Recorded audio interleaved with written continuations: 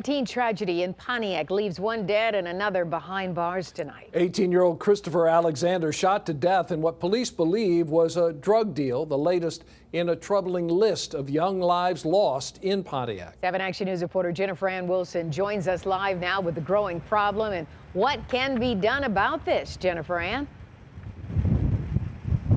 Well, to give you an idea of what's been going on, the medical examiner here in Oakland County says in the month of June, they had 3 teens who died from unnatural causes. That's just within 1 month alone.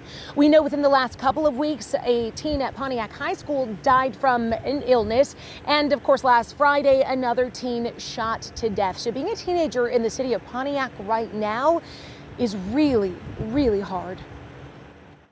This is the third one in 3 weeks. This is 18-year-old Christopher Grant Alexander. We went to middle school and high school together. The high school junior I met doesn't want to show her face or reveal her name. She lives on the same Pontiac street where Alexander was shot and killed Friday night.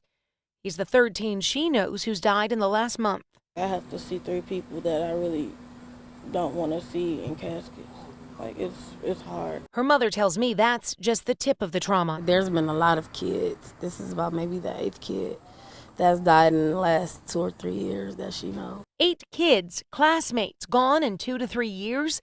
Not just from violence, drugs, illness, car crashes have also taken their lives, but to lose 8 friends by junior year. Do those numbers surprise you? No, it does not surprise me. Cassandra PHIPPS, the program manager for Easter Seals Michigan, says she's worked with many teens in the Pontiac area.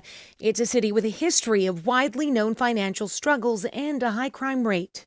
There is a lot of trauma, especially in that area, because of what's going on in the communities at that area. Oakland County Sheriff says violent crimes have increased during the pandemic, and parents say they don't know what to do. I really don't like to let her go anywhere because it's not safe anymore, but she's a teenager, so she wants to, do this, and I can't keep her in the house, but it's scary when she leaves. Meanwhile, Pontiac Public Schools still haven't opened their doors, and there are no after-school programs, so more crime, fewer opportunities to process the trauma it causes. We have a team specifically designated for the Pontiac area. We have been collecting resources to be able to fill in the gap, whatever the gaps are.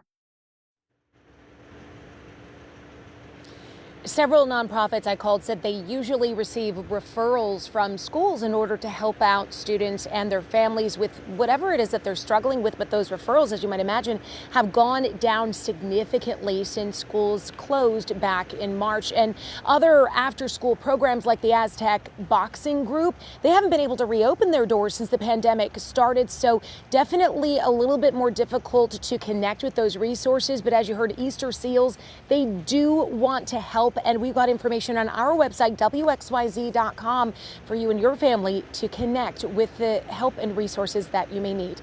Live in Pontiac, I'm Jennifer Ann Wilson, 7 Action News. Jennifer Ann, thank you for the live report.